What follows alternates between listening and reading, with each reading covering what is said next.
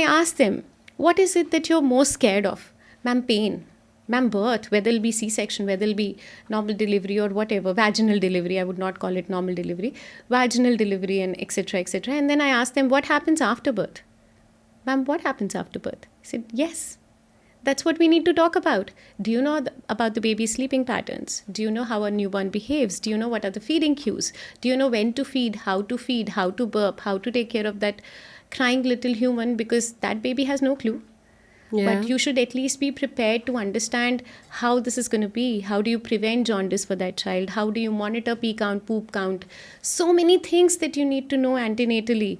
And then about your own body.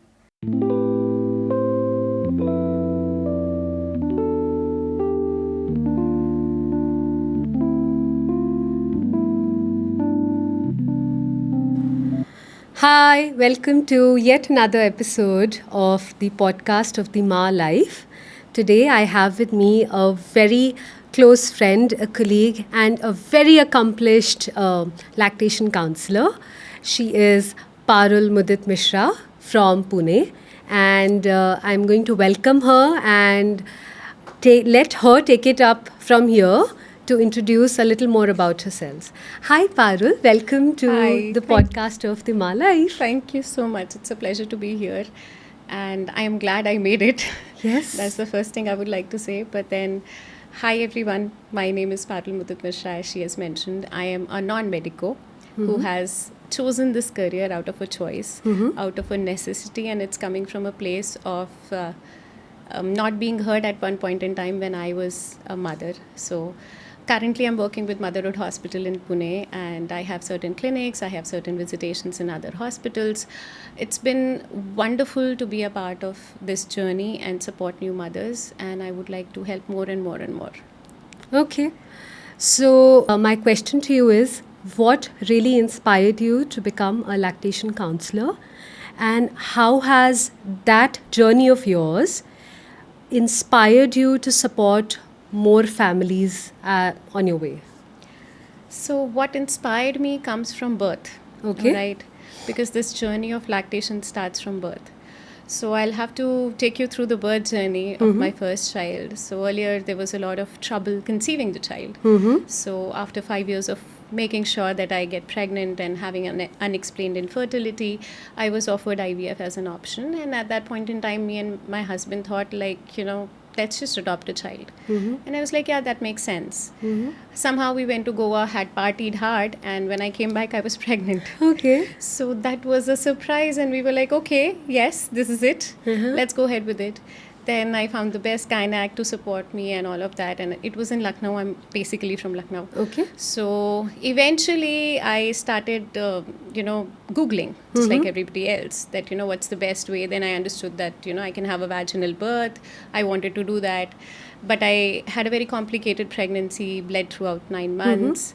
And it was the worst first 3 months of my life. I was only surviving on apple, banana, and coconut water. Nothing else I was able to keep down. So eventually, when the time came to give birth to this beautiful life, I was all ready. I had done my Lama sessions, I had done my prenatal sessions, I had done my exercises, yoga, everything. So you were quite prepared that way. Yes, I was 110% prepared. But destiny had a different, plan for me. So I'm supposed to get induced on 12th because I had gestational diabetes. So the gynaec didn't want to go beyond 37 weeks. It was a bigger baby. So induction was supposed to happen on 12th of November. And the 11th of November, someone very close in my family expired, in my husband's family. Okay. Now, my husband is the eldest son, and I'm the eldest daughter-in-law. And this was the first child in the whole family that was coming our way. And everybody was very, very protective, just like everybody is.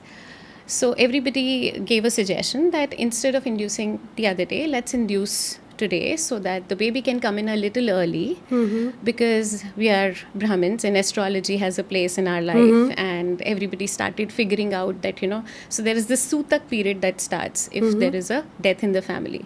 Everybody wanted the child to be born before the Sutak period starts, and the Panditji said that it starts basically the moment you light the pyre to the fire to the pyre. So that's how it was. We were like, okay. So I went to my gynecologist like at 11 in the night. I said, please induce me and make sure this baby comes out tomorrow morning before this thing happens. So my gynecologist is like, but this doesn't work that way. I said, I know it, you know it, they don't know it, can't help it. So we tried our best. My husband was in Merchant Navy back then, so he was on ship. From ship, he's suggesting me. So at night they induced it. By the morning at 8 or 7, I had all the beautiful contractions and everything. Now I am almost 6 centimeter dilated. Okay. And everything is progressing well. But the Panditji comes into picture and he says that this baby has to be born before 10 a.m. no matter what. Okay. Right? So my gynac is like, it will take till 1 p.m. because it's a primipari, as in the first time, she's a first time mother. It's going to take some time and she's almost there. Why can't we just let her have this birth the way she wants? Because she's been courageous about it. I refused a lot of things, epidural to begin with and all of that. I was like, no, I want to do this as naturally as possible. Not that it is a great thing to do. It's just that it was my choice. So, and my husband asks me, why don't you take a second opinion? At 8 in the morning with 6 centimeter dilated, why don't you take a second opinion from another doctor? I'm like, the baby might fall through me if I go ahead and take a second opinion. What are you talking about? And I said, you put down the phone, let me deal with this. I tried to convince a lot of people, didn't go that way, had a C-section. Okay. Okay, to make sure that Sutak doesn't affect my child's future. And this baby is born. Now the biggest problem is this baby wants to be fed. And I had no clue. So I prepared about everything, and everything there was supposed to be known about or informed about birth. I had all that knowledge. But I had no idea this kid is going to be hungry. And this kid would want to feed from me, because all I thought was in the movies, like you see, the baby is born, it's handed over to the mother, mother looks at the baby, she And then latches, it's all rosy. It's all rosy, the baby just latches and the mother is like, wow. So that's what I thought that it is going to be feeling like. But no, dude, it was not like that. So first of all, it was a C-section. There, at that point in time, this routine formula supplementation was the practice. Nobody asked for my consent. Am I giving formula to your child? Because the understanding was, she's lying down, how will she feed?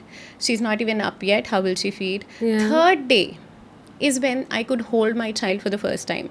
Till the third day, there was no colostrum that was given to the baby. The baby was fed a lot of formula milk. And by third day, obviously, lactogenesis had kicked in and I had full-blown engorgement. And thankfully, there was nothing to latch on to because of the engorgement. And everybody was like, you need a nipple. So my gynac told me, just take the bottle teat and put it on your nipple and then try to latch. So I was like, okay, let me do that. I did that. From that moment onwards, my kid was on bottle, because it would just latch on that teat and nowhere else. Now I kept finding ways to latch this child. That again, the whole Googling journey started. My sister-in-law gave birth 12 days later in US. She told me, we have people like lactation counselors and consultants helping us. I was like, what is this thing and why is it not there in India? Back then, COVID was not there. So obviously there were some, but they were in Delhi and Mumbai and they wouldn't see patients online. Yeah. Right? So I had to be my own lactation counselor. So I did see a lactation counselor in US. My sister-in-law is lactation counselor.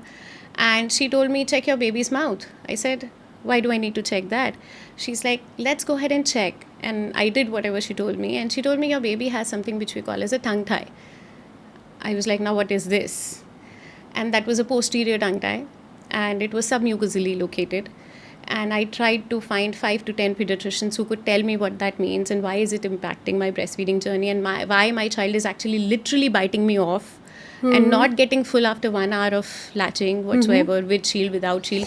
Everything on this planet Earth was tried, and I eventually became an exclusive pumping mom to feed my kids because I couldn't give them formula. Now, the first child went this way, and I thought, okay, still, I'm doing well to feed this child. At least the child is being fed well. So I was Just like, to okay. be fair, for those moms who exclusively pump, it's a massive job.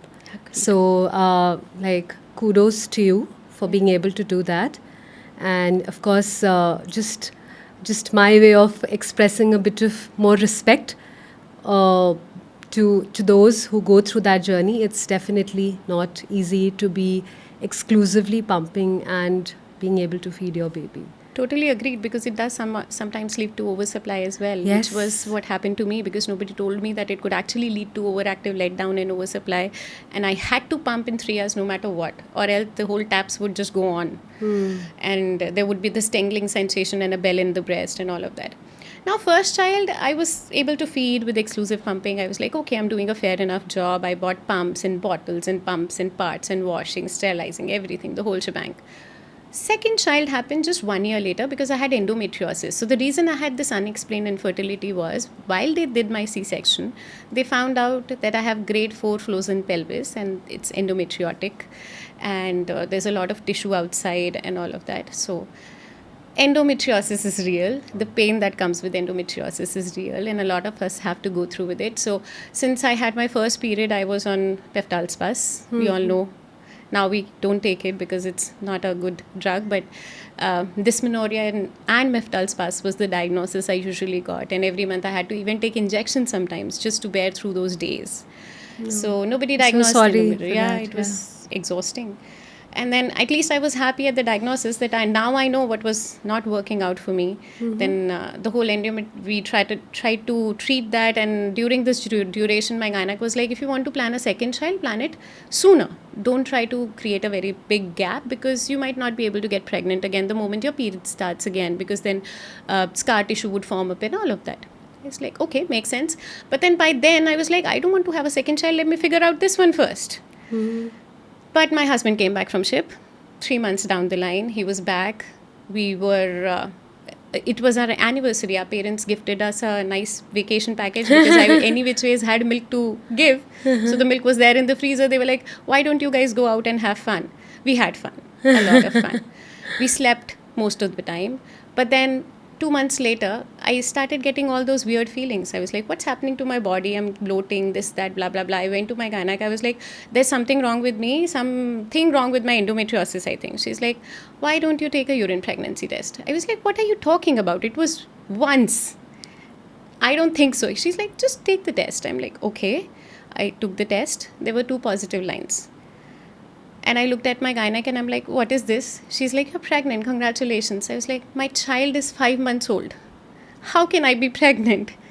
I didn't even get my period. How can I be pregnant? She's like, and by the way, everybody, you can get pregnant. Even if you're not getting your period. Yes, and so that's also another misconception a lot of people have, that while you're breastfeeding, you cannot get pregnant, right? Yeah. So, which is, again, Yeah. you broke that myth yourself. Yes.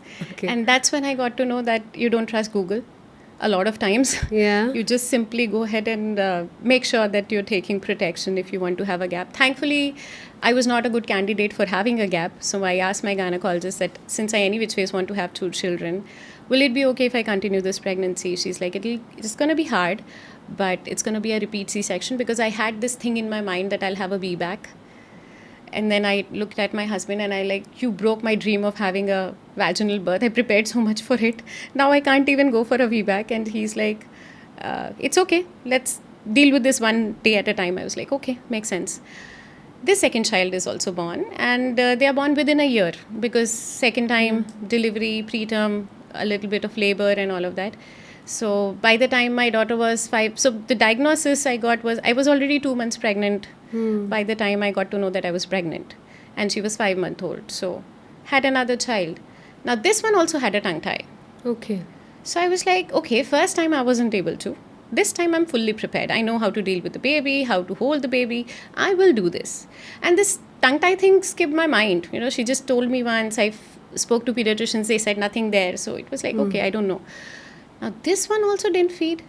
And again, I'm back to the same routine of pumping and exclusively. And I had to buy a damn freezer just to go ahead and store the milk, because the older one was also breastfeeding, as in bottle feeding via breast milk via bottle, and this one also needed milk.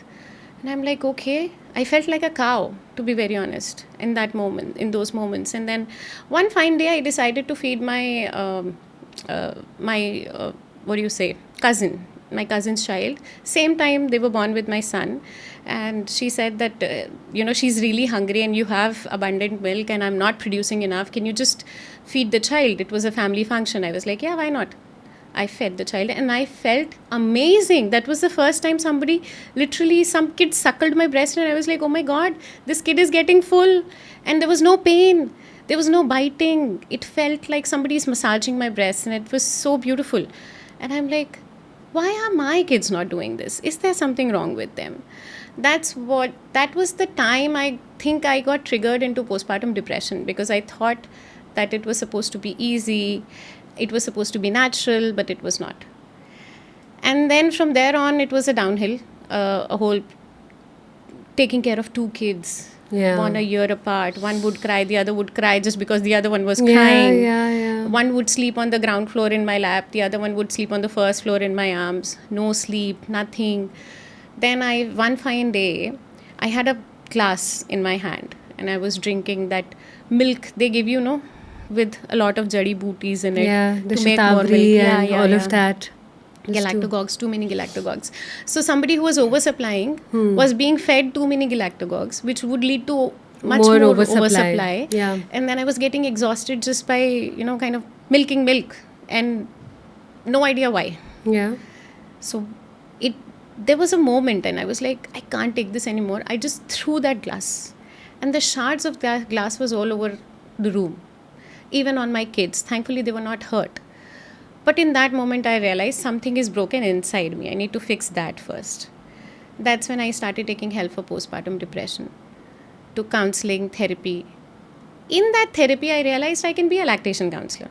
Mm-hmm. And that's when I decided I'm going to be the one to help the mothers, because you can be as prepared as you want, but nobody supports you in the after journey. I mean, trust me, there was this kitty party at home and the aunties would come and say, Tumhara acha hai. You have it easy. You just have to pump and feed. I'm like, what the hell are you talking about? I'm dying here. I'm drowning in all this work of pumping and doing this and doing that.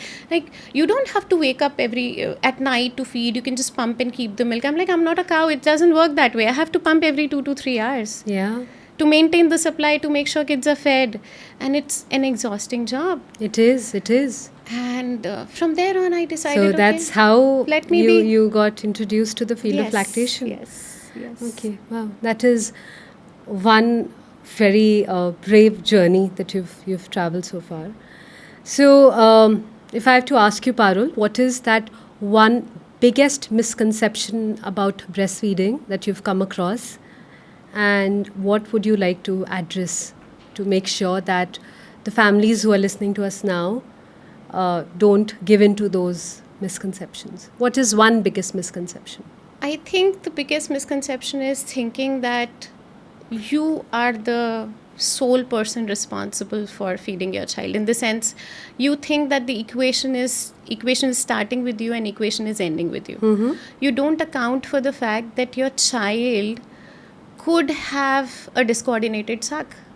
I'm not even saying it would have a tongue tie or a lip tie. It might as well. But even without that, the child could be born preterm. The child could not be able to latch. There could be a discoordinated suck. There could be jaw tension.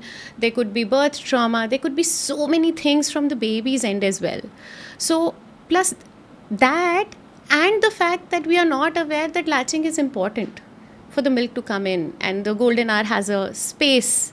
If you do the golden hour, that you latch within the first hour of birth, and that C-section moms can do it, and the fact that the milk doesn't come on the third day for C-section mothers, because the hospital that I'm currently working with, the first time I joined the hospital, the first day itself, I went to the most senior gynecologist over there, and she's somebody to be feared, in the hospital. That's the aura that, she's very senior and stuff.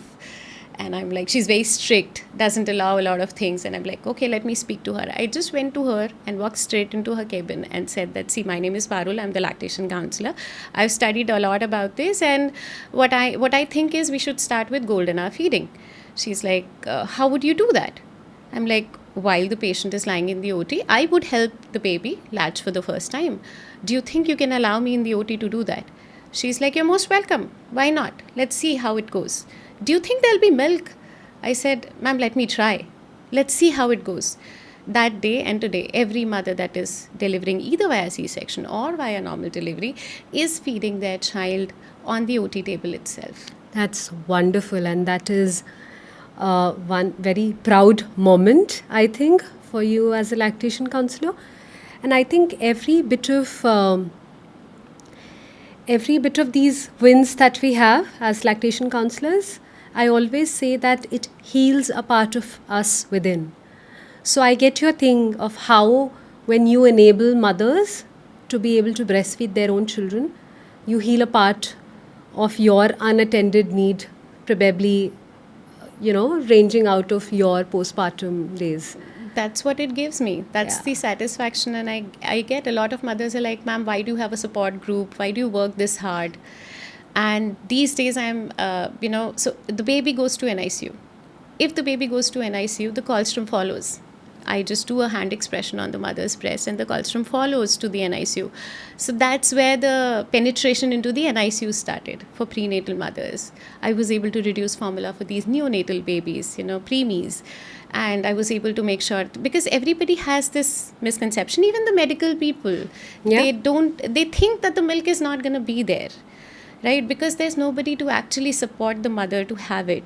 These days we have started with ANC colostrum harvesting for high risk babies, so that milk is already there even while the baby is inside the womb. We already have some backup colostrum for the child, so especially for those mothers who have to go through general anesthesia, so probably Right. there's a longer gap and I cannot latch the baby in the OT, so I give the bolus that I already have extracted from the mother before she goes into the OT. So, for those of our mothers who would be listening to this, what if someone is curious about doing colostrum harvesting for themselves? So, do you have any safe guidelines for them? Definitely. I think you should always speak to your gynecologist first to check whether you are at risk for labor, triggering, all of that, because we want to do it only after 36th week. Yes. And some gynecologists would want to do it after 37th week as well. Okay. So we want to be very careful Yes. about it, because nipple stimulation can trigger labor. So it has Yes. to be a guided intervention. You have to work with your lactation professional to even learn how to do it. Yes. Because if you're not doing it right, because see what happens these days is, especially colostrum harvesting, people will think about breast pump. Yes. But in reality, it has to be done by hand expression. As Okay, much that's as a great possible. point. Yeah. So it has been done. It has to be done by hand, and then when it comes to pump, the size has to match. I mean, in how many words should I say this? Because a lot of people are gifting breast pumps at Oh, yes, baby I do showers. see that every day. Right? They're coming to the hospital With with their the best breast- quality Yes. breast pump, and they've invested a good amount in that, thinking Yes. that it is a necessity. And just to add to that, Parul, I see day in, day out mothers coming to the hospital with of course, there's a baby bag that they prepare, then there's this mother's bag wherein they have nipple shields, they have the breast pumps, they have the sterilizers, and of course the nipple creams. And even when the baby is latching well, their question is, when can we apply the nipple cream? Exactly. So the whole And because all of this comes as baby shower gifts, and there is so much of, I think, preparation that goes into planning our baby shower. I would just like to highlight, as two lactation counselors who are sitting here, that I wish so much of thinking and thoughtfulness would also come in gifting your loved ones or your friends an antenatal class. I totally agree. I mean, an antenatal class on newborn care, an antenatal class on lactation, an antenatal class on newborn sleep. Yes, All wow. of these things that I'm doing these days. The and world would it's start looking very different. very different, and they would understand it's okay to hold your baby. Yeah. We are practically monkeys, whether we agree or not. We are carry mammals.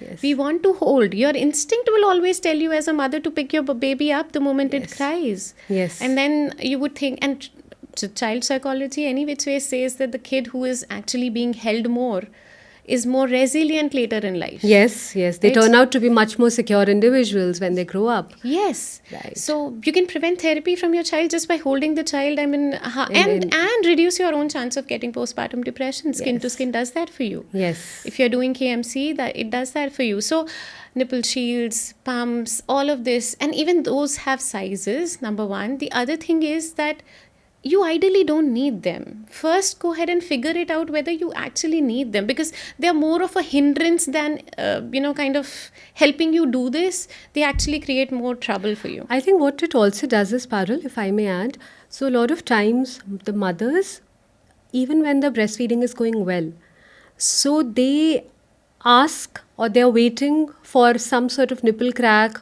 or nipple bleeding because that is what they've heard. These are the stories that they've heard. I totally Their agree. peers, people in their families, that is the horror, stories that, That's how it has these been people have. forwarded. Yes. And trust me, a lot of times this has happened that I help the latch and things are going well, and the mother is like, this doesn't feel like breastfeeding. I'm like, Yeah. what were you expecting?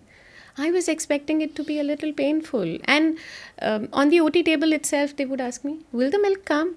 And when I just hand express and show them the colostrum in the syringe, they're like, it's coming, it's there. I said, yes, you've been making it since 16th week of your pregnancy. That's when you start making Such a this milk. beautiful So thing, it's already no? there. That as mothers, we start making milk when we're 16 weeks pregnant. 16 weeks approximately, Yeah. you start making milk. So the things that you should look out for, whether Yeah. your cup size is growing or not, whether the areolar size is growing, whether you're getting areolar darkness. And trust me, there's a lot of hormones that goes into, bringing these changes. And if in case, just think for 1 second, if you're in doubt, what is our population today, human population? How are we here? And then things about breast hygiene. Should I clean it? Should I not clean it? Should I do this? Should I do that?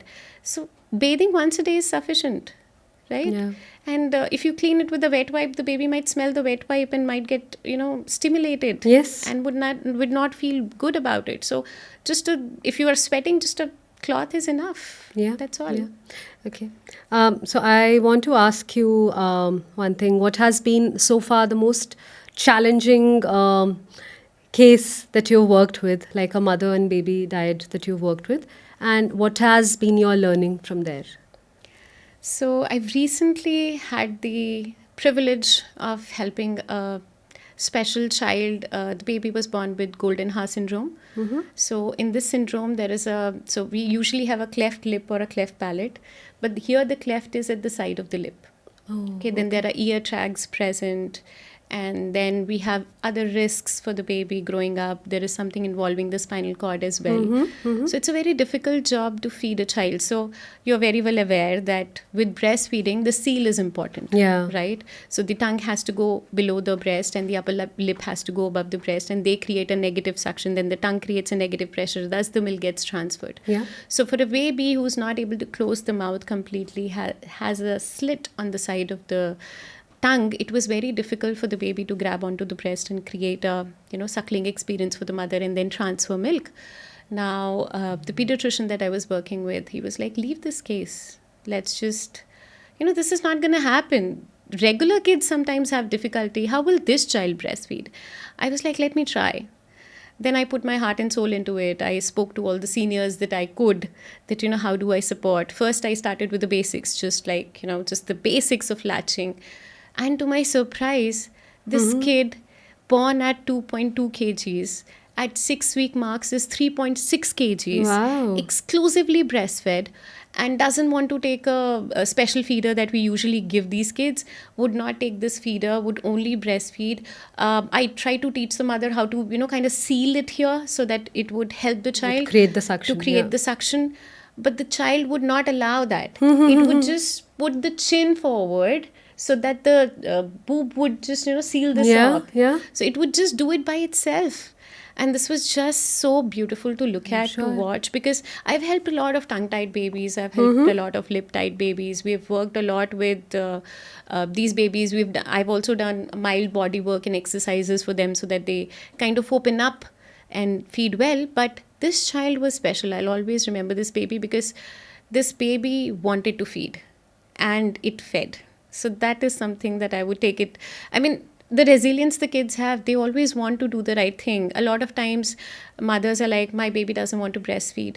I would say, just put the baby skin to skin and Yeah. see how it helps you. Because the whole problem is that when you're in the hospital or first 45 days of birth, your baby is in everybody's arms but yours. And Yeah, that's where the that's so challenge true. is. And that's where the challenge is. So earlier, in olden times, they used to say, 40 days tak ghar se bahar nahi nikalna hai, you're not supposed to go out. Yeah, the Japa period. The Japa period and all of that. Yeah. I think the purpose for that was to help mother and baby bond Absolutely. and not do anything else. And in that period, they wanted the mother and child to spend as much time together as possible. And today also, the same concept holds true. Just start putting your baby skin to skin and see the wonder and magic. The baby will start rooting itself. The reflexes are all in there. You just have to tap in. Yeah. So such a beautiful coordination that the baby does all by themselves. Yeah. So Parul, now how do you advocate for breastfeeding while also being respectful of different parenting choices that the new parents would like to make? For example, someone would like to do a mixed feeding for their own reasons, or someone would like to exclusively pump. And somewhere at the back of your mind, you know that, okay, this baby seems to be feeding well at the breast. Why should the mother be pumping and feeding? So how do you advocate and how do you strike a balance there? So I think my job is not to tell them what they want to do or what they should do and they shouldn't do. My job primarily is to tell them the pros and cons and everything that they're suggesting. So they come with their own notions a lot of times. A lot of times they're not aware that what their choices are and what kind of implications the choices would have on their breast, on their body, on their baby, and what all things. So for example, a lot of people have this understanding that pumped milk via bottle is same as direct breastfeeding. I would say yes, to an extent. It's great for your child. It's definitely better than any other alternative. Yes. But at the same time, the biofeedback is missing. So the moment I bring this into perspective, that, your baby, when it suckles, the saliva goes to the brain and there is this automation of milk. So your milk in the morning is different, in the afternoon is different, in the evening is different. Your milk and my milk would absolutely be different because it would be according to my child. So why to give them a standard recipe if you can just customize it according to their needs and wants? So when I bring this perspective, or so many things that are there to, understand and learn about your own anatomy, because most of the time they're just not aware. The problem, Aparna, is that awareness is not there. They're not aware that what they are missing out if they choose this. For example, they think breastfeeding is to fill the tummy, fill the belly. Yeah. They don't realize that every time the baby turns the tongue out and sucks, the mandible is growing. The whole oral motor function, the jaw structure, the chewing, the speech muscles, the lips, everything is involved. So breastfeeding is not just feeding your child, it's also helping with oral motor So much function. more. And then the mental health of the child is getting impacted. The physical structure of the body is getting impacted. When you impact the jaw, you're impacting the ear. Then when you're impacting the ear, you're impacting the posture. Yeah. All of this is very much connected. So the moment you bring these perspectives, and even after that, the family chooses whatever they want to choose, I will respect that. It's your choice. It's your child. My job is to make you aware. And if in case with that awareness, you have certain decisions to make, because people are coming from different kinds of family, different types of family, different situations in the family. Yeah. So all I would like to say is that my hand is there. And I would like to help. In whatever capacity you want to take my help is up to you. Yeah. So I've learned it from my mentor that be there for them and meet them where they are. True. So you travel that distance to meet them wherever they are and whatever they are expecting of you. So just show up being there. Yeah. So I really agree and understand where you're coming from. One more thing, Parul. So we do see a lot of these new age fathers breaking the norm and stepping up more for their partners. But is there something that you would especially like to address to the fathers, sort of encouraging them to be more upfront when it comes to breastfeeding? And how do you think fathers can play a more active role? Because technically, fathers cannot breastfeed. So how is it that we can still encourage fathers to be a part of the whole journey? I think first we need to understand breastfeeding is not about just the mother and the baby.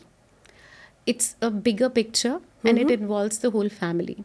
Yeah. So whenever I'm on my rounds at the hospital, I'm entering rooms. There are 3 types of fathers I encounter, okay?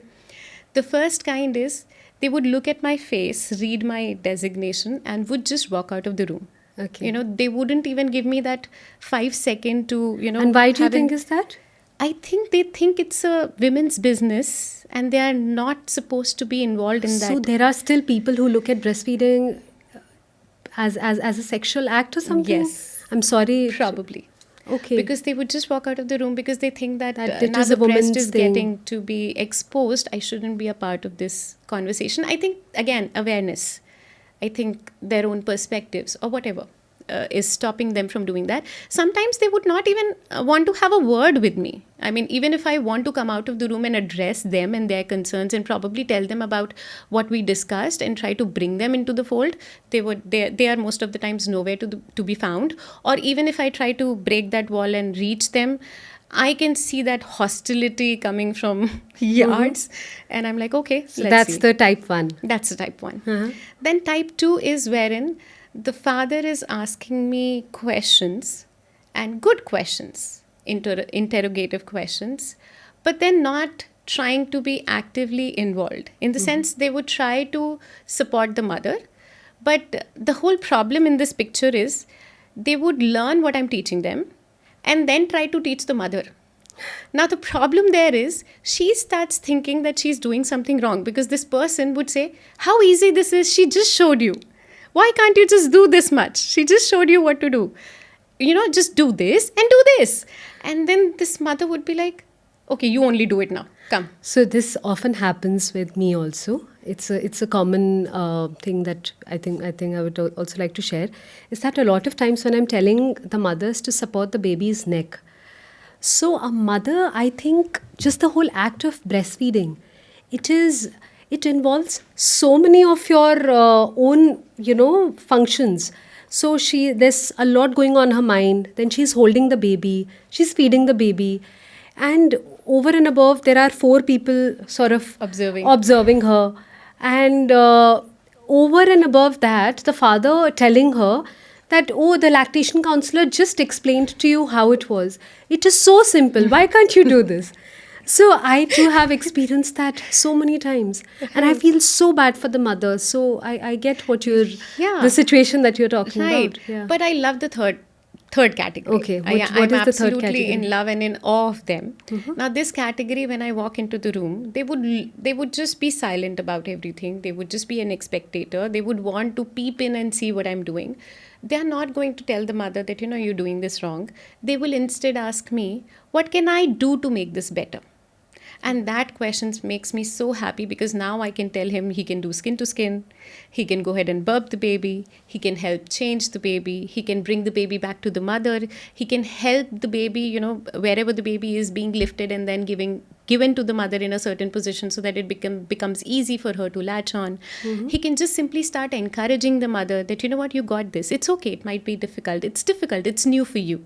Why don't you go ahead and, just try again? Let's do it together. Or in whatever space, these fathers, they just want to hold that positive space for the mother. Yeah. And that's what makes it amazing. Now, they would also have their questions that sometimes they also have questions like, my friends are feeding via bottle, why can't she? And then when it comes from him, I'm able to explain, and then he is more enthused Those are about still it. objective questions, no? They're asking to get some clarity themselves. Exactly. So they have these questions because they've been talking about it, because they've been listening about it, because they think that it is important. So them thinking it's important itself, kind of helps me. For example, there was this very weird case, I would say. This mother walks into OPD and she asks me, do you have your tiffin with you? I'm like, okay, this was 5th day postpartum. And she's asking me, do you have your tiffin, doctor? And she asked me explicitly, send everyone out, just me and the baby will be with you because I'm feeling a little shy. It's like, okay, yes. And then she asks me, do you have your tiffin? I'm like, yes, I have my tiffin. What happened? She's like, they've been feeding me 2 laddus a day and hardly half a liter water. And that's what I have been surviving on since last 5 days. Can I eat your tiffin, please? Because I think you're the person who would be able to help me. So then I actually, gave my tiffin to this mother. It's funny also, but it's sad also. It's funny and it's sad in so many ways. And I was almost about to cry because she was crying just by eating. I mean, she was eating the food and she was crying. And at that moment, I was like, can I speak to your husband about this? She's like, no, he won't understand. He won't listen. He thinks that it's his mother's job to teach me and help me. And he thinks that bottle feeding is better than breastfeeding. I am dripping. But he would want to feed formula because he and the family thinks formula will help the baby to gain weight faster and stuff like that. Now the thing is that in this situation, what do I do as a counselor? A lot of times, she's telling me clearly that it's not going to help her. So she says, can I ask you for some help? I said yes. Can you tell them that you'll be able to take my follow-ups every day for the next 2-3 days so that I can come and eat here in peace? And can you bring more food tomorrow? I was like, okay, yes, I can definitely do that for you. But that was it. That's all I could do. And I felt very sorry in that moment that, that's all I could do. Because even after explaining, things didn't change. Yeah, sometimes I think also as lactation counselor, somewhere we also have to draw our boundaries. Yes. To the extent that we can help the situation, and to an extent that a boundary that we cannot eventually cross. We get a lot of secondary trauma, yeah? Yeah. A lot of secondary trauma. Because this lady, I couldn't sleep for 3 days because I was thinking that, she's not being fed well. And I sneaked out some food for her. I mean, that was okay, but then this is just one case. It's a very sorry situation. Right. They lose kids in NICU who they have been pumping for a very long time. That's another trauma. And then you have to kind of console and hold space for that person. You go home with a heavy heart. Absolutely.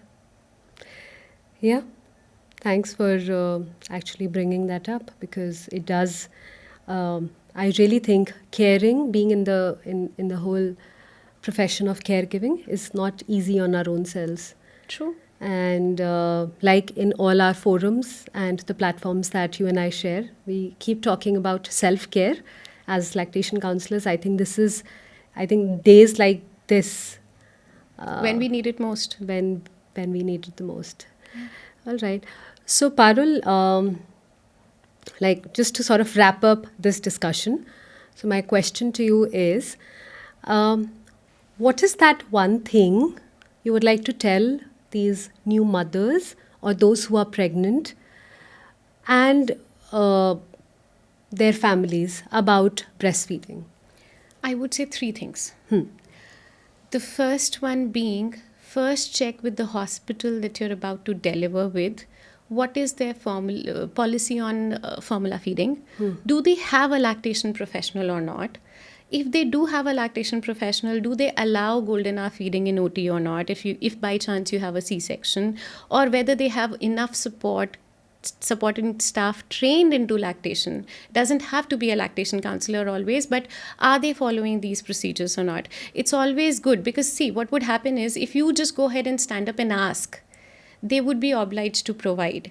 And if they can provide, there'll be more awareness, more lactation support, and you will be supported through your journey. So I think the first question is to ask for the support.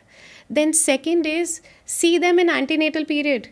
I take a lot of antenatal sessions these days, and when I see, and trust me, it took me 3 years to make everybody in the hospital understand that I need to see these patients antenatally.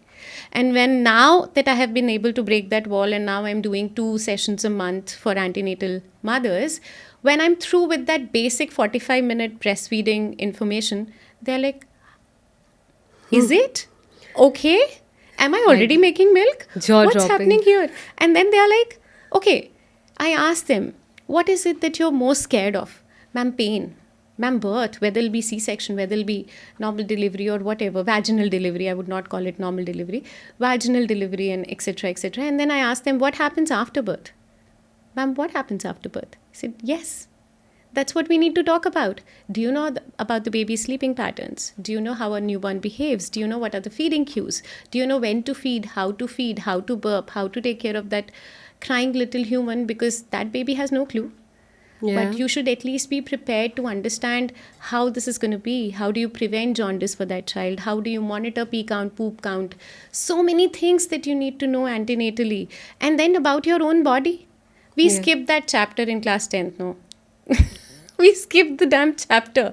And even that chapter has nothing about the breasts or the breast Yes. anatomy or how it will work. And I think in India, It used to be such a hush hush thing. so true. And we are Every time okay. that chapter would come up in the biology class. Yes, we are okay with somebody wearing a bikini, but we are not okay with a mother breastfeeding in public. Absolutely. So, if that is the state of affairs for us, see, people who are privileged, who can afford, they can even get themselves a cabin to feed wherever they want. Those who are downtrodden, they don't have an option. They are feeding their child while selling you pens in the train, right? It's the middle class who keeps thinking, should I have a bottle just because I have to feed outside? So, what I think is that just be your own self, get that antenatal education, prepare yourself mentally for what is coming after, speak up and ask your hospital whether it's there or not, and see what you can do about it antenatally, because when the baby comes, it all comes crashing down, and it all comes way too fast because you're having your baby blues, your postpartum things that you need to take care of. And C-section is not easy. Let's normalize and talk about that as well.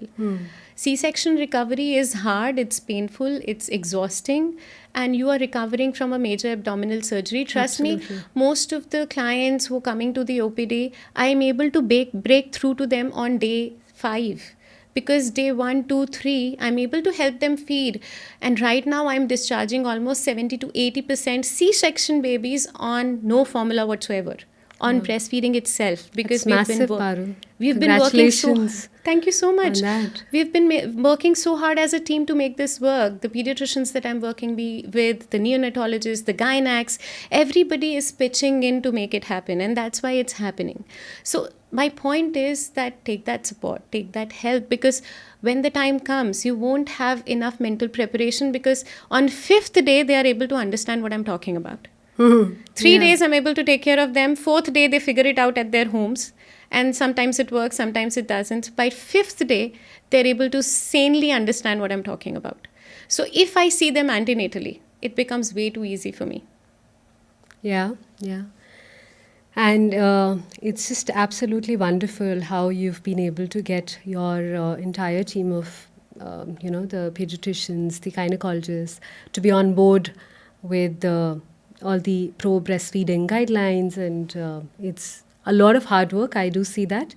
And thank you so very much for Most doing welcome. all of this for the mothers and the babies. So we've started something new. The last retreat where we went to, and we were discussing that we should do research. Yes. So the efforts that we have put in, I spoke to the pediatric head of the team, and he said that why don't we add certain measures and see how those measures are helping the breastfeeding outcomes, etc., etc. But we are also trying to include the Edinburgh postnatal depression marker for us. For the mothers who are coming back to us 7th day, 10th day, we are trying to take that feedback form from them so that we can actually identify the signs of postpartum depression early on. Because these mothers, they need help, and somehow they feel that they are lost because they don't understand it's natural. A lot of them are kind of groomed that we also did this, Yeah. we have raised kids, you're also raising a kid, it's all one and the same. But trust me, these days it's not. I think a mother's emotion postpartum, they're like all trivialized, in a manner that, oh, it's so common, all of us go through it. But doesn't mean that her emotions at that moment are not legit. Exactly, that's the whole point. So we are trying to figure out that as well. So That's wonderful. one step a day, very, very small steps. Yeah. But when I look back, I see from a mother who had no clue about breastfeeding. You've brought her quite far. Yes, I am, you've- and it heals me. That's the whole thing. I had a lot of trauma of not being able to and by the way, I would like to also address that my kid who had the tongue tie, we had to get the surgery done for him at 3-year mark because he had speech issues. Okay. So we were able to help him, but I would say it was way too late, because by then there were certain Compromises things, that the body yes, makes? the body makes, Yeah, the I'm aware. compensations. And then the baby also developed something like food likings and picky eating and all of They that. do And then that, So you're also talking to a fellow mother whose Yeah. baby was born with a tie. yeah, that's the whole thing. And then So I'm I- glad now he talks like a train. Earlier he used to be like, Mama, main telaung. Now he's all metro train. So yeah, Okay. we've come a long way. Okay, all right. Thank you so very much, Parul, for pouring out your heart and sharing all these valuable insights with me and with the rest of our audience. I'm sure those mothers who are going to watch this, they will also share it with their families. And this does come out as a very useful, information loaded podcast.